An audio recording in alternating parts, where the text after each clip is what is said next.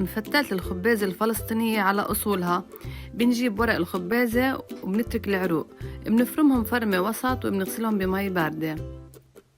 أنا هون استخدمت 4 ضمام خبازة بلدية.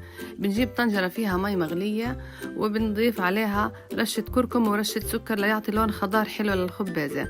بعديها بنضيف الخبازة ونتركهم لحتى يستووا تقريبا 10 دقايق على نار واطية. هاي الفتايل عبارة عن سميد وطحين وشوية مي، بنفتلهم بإيدينا، بنتركهم على الخبازة لحتى يستووا تقريبا 7 ل10 دقايق لحتى تستوي العجينة نفسها. إذا حابين تعرفوا الطريقة اكتبولي بالتعليقات. هون أضفناها، بعدين بنحركهم منيح وبنتركهم زي ما قلنا.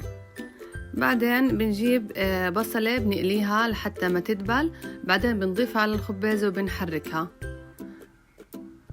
بعدين بنضيف